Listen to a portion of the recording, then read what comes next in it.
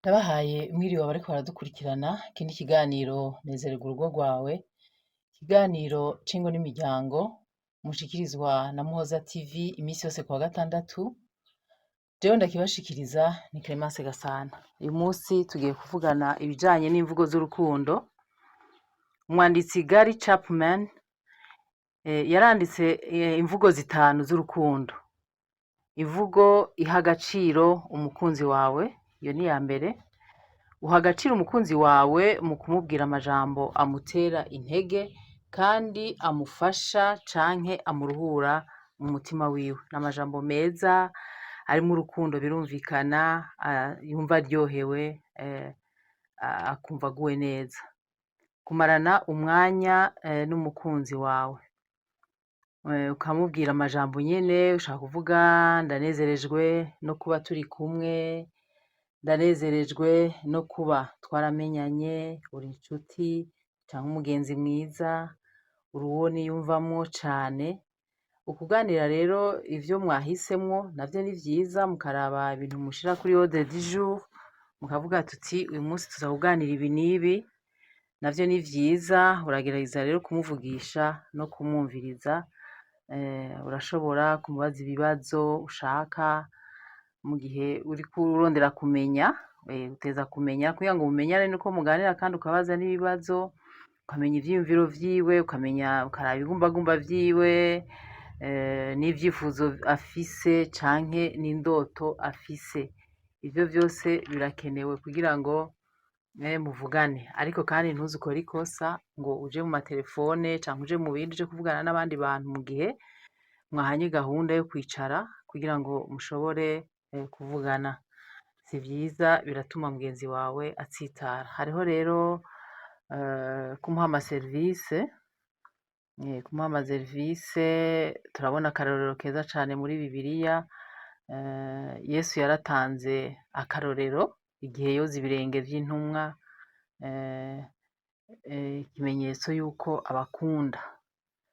Yarabikoze kugira ngo abereke ko abakunda. Biri muri Yohana 13 kuva ku murongo wa 3 gushika ku murongo w'17. Ntituhasoma hose, ariko Yesu havuga ngo ku murongo wa 3 ngo Yesu yarazi ko se yamuhaye vyose yamushize mu maboko yiwe, kandi ko yavuye ku Mana kandi ko agira asubire ku Mana. Hanyuma ku murongo w'7 havuga ngo Yesu aramwishura ati ico jewe ndiko ndakora wewe nturi bukimenye ubu, ariko uzokimenya hanyuma. Ku murongo gaturaye ku murongo w'8 Yesu aramwishura ati nintakoza ntaco uzoba uhuriyeko nanje. Umurongo w'12 nuko ahejeje kuboza ibirenge yakira umutamana wiwe, yongera kwicara arababaza ati mbega muramenye ico ndabagiriye? 14 nuko rero ko jewe ndabogeje ibirenge ndi shobuja n'umwigisha, namwe mukwiye kozanya ibirenge. 17 havuga ngo ntimwamenye ivyo, nimwamenye ivyo muzoba muhiriwe nimwabikora. Imana ishimwe.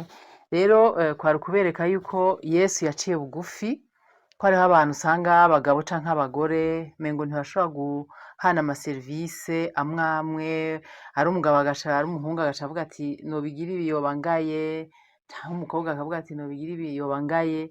Ariko nagira ngo ndabereke ingene Yesu yashoboye guca bugufi kubera impamvu nyene, aja kubereka urukundo yabakunda intumwa ziwe, aca bugufi, yambara mutamana wiwe nyene kabisa ngo arawukenyera, arawukomeza cane kugira ngo ashobore kuzana amazi n'utwisumwe two kubahanagura, araboza ibirenge. Ahejeje aca abasaba ko nabo bazohora babikorera abandi.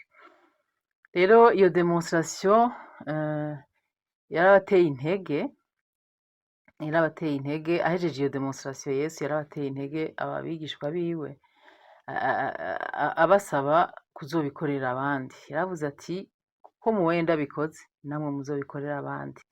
Yesu rero yarahindukije iyerarshi novuga ngo ni ubusumbasumbane mu kazi, mu gusaba abakuru gukorera abato. Ico kintu twame tuciyumvira, hariho abantu biyumvira ngo ndi umugabo, ngo nkakora iki, ngo noba nisuzuguje. Uriko ugikorera umukunzi wawe, uriko ugikorera uwawe, uriko utunganya ivyawe. Ugiye gufatira muri rusange, hari abantu batabikora kubera bafise inzigo, hari abantu batabikora kubera ko atavyo bazi, hariho abantu batabikora kubera ko batabikorewe, hari umuntu adakunda umuntu ngo amwereke ibigumbagumba vyiwe kubera ko atavyo yigeze abona, hari abantu batigeze baronka affection mu buzima, ugasanga afise umutima nyene ugumye, arakunda mugabo mu gukunda kwiwe harimwo ikintu gikomeye cane, bigoye no kumenya yuko ashobora kuba agukunda canke atagukunda kubera ukuntu yakuze. Twese ntitwakuze kumwe, mugabo hariho abana bakuze bafise urukundo rwa se na nyina, abana bashizwe mu gikiriza, bagiye babwira ko ari beza, bambaye neza, babashima. Abo barazi gutanga ibijanye n'ivyo turiko turavuga kuko barabihawe, babikuriyemwo. Rero hariho ahandi usanga atavyo bagira, kandi ugasanga kumbure ukundanye n'umuntu abishaka, mugabo kubera utabigira akama afise ingorane imisi yose, ariko umenga ariko arakwagiriza amakosa wakoze, nawe ntavyo wiyumvamwo, ntavyo uzi, nawe yumva umengo nivyo yarakwiye, mugabo ntavyo aronse. Urumva, ugasanga hari usanga aciye anakwanka kubera yuko ivyo yashaka kuri wewe ntavyo ariko araronka. Hari umuntu wese afise ikintu ashira imbere, ama valeur yiwe, ivyo aha agaciro vyiwe biri imbere, yumva yuko atabironse ubuzima budashobora kubandanya. Hariho rero no gutanga amakado canke ingabire canke impano. Guha umukunzi wawe kado, impano imwemeza yuko wafashe umwanya wo kumwiyumvirako. Burya birakenewe, nta muntu n'umwe yanka impano, nta muntu n'umwe yanka ingabire, nta muntu n'umwe yanka ikado imwereka yuko wamwiyumviriyeko. Le fait yuko wagiye kuyigura canke wagiye kuyirondera, ukagerageza ivyo ushoboye vyose kugira ngo uyimuzanire, nta muntu n'umwe adashobora kunezezwa n'ivyo, birakora ku mutima wiwe. Niyo n'imvugo y'urukundo, iyo n'imvugo y'urukundo igira kane. Hanyuma imvugo y'urukundo igira gatanu ni le toucher physique, gukorakora. Mugabo nk'abantu murazi ko turiko turavugana n'abanyeshure bariko baraheza université n'abandi bahejeje, rero ibi le toucher physique canke gukoranako, dushobora kubivuga imbere, tuzobisigura cane imbere muri ca cigwa tugeze mu rugo, ko ntiturahashika, turashaka ko turavuga ibijanye n'urukundo rwanyu. Ubu ntitwobivuga kuko le toucher physique ni ikintu gikomeye cane. Ubimenya iyo wubatse ko gukoranako ari ikintu abasore n'inkumi badakwiye kuza barakinisha cane, kuko ni ikintu gikwega cane, wokwibaza ngo ni nka courant. Rero si vyiza kubikinisha, gukoranako mutarubaka ingo. Ibi tuzobivuga cane nitwashika mu rugo. Rero ni vyiza ko tubimenya, kandi izo mvugo z'urukundo tukazikoresha aho bishoboka, bivana n'uwo muri kumwe. Ashobora kuba atavyagomba, sindabizi, mugabo ni vyiza cane kuzikoresha. Uyu mwanditsi yavyanditse yari yavyiyumviriye cane. Kandi na Bibiliya iravuga iti mu Bikorinto 13:13 havuga ngo none rero hagumeho ukwizera, ivyizigiro n'urukundo, ivyo uko ari bitatu, ariko ikibiruta ni urukundo. Urukundo ruraruta ivyo bintu vyose, kuko usomye muri Bibiliya usanga urukundo rurihangana, rurenzako, urukundo ntirufatiraho, urukundo rufuka ivyaha vyinshi. Iyo ukunda umuntu akagucumurako, urabura ingene ico umukorera, mugabo kubera yuko umukunda, ukumva umengo urabihevye basi, ariko urukundo rwanyu rubandanye. Nico gituma rero Bibiliya itubwira yuko ikiruta Bibiliya vyose dusomye ngo ni urukundo. Rero izi mvugo z'urukundo tugerageze kuzishira muri pratique. Uretse iriya imwe gusa nababwiye ko iriya imwe niyo abantu bubatse bonyene, nababwiye ko nta vyinshi le toucher physique canke gukoranako ntituri buvuge. Uretse ko bamwe barabiko usanga bafatanye mu ntoke, bafatanye ku rutugu, bamufashe mu mugongo, ariko nk'abantu b'abakristu, abantu batarubaka, uko twarerewe mu mashengero nuko twigishijwe, barabitubuza gukoranako mu gihe tutarubaka, kuko bishobora gukwega ikindi kintu, na cane cane igihe muri mwenyene muri babiri si vyiza, si vyiza na gatoyi, muzokorana ko igihe kizoshika ni ibintu binyegejwe vyanyu vyiza muzoshikira imbere, ariko ubu mwoba murabihagaritse. Rero twariko turavuga ku bijanye n'imvugo z'urukundo, hakumbure hariho n'izindi nyinshi bivana n'umuntu. Imvugo y'urukundo y'umuntu irashobora kuba watetse neza cane ukamutumira akaza gufungura, nimba akunda gufungura iyo ni imvugo y'urukundo yiwe, anezerwa cane iyo watetse wewe nyene ugakoresha amaboko yawe ukaja kumutekera ivyo kurya, nayo ni imvugo y'urukundo. Uwundi wakoze isuku cane ugatunganya ibintu ukagira ibintu vyiza, hariyo usanga ariyo mvugo y'urukundo rwiwe, akunda isuku, igihe cose abonye isuku yumva agukunze cane kuko yumva wakoze ikintu kidasanzwe.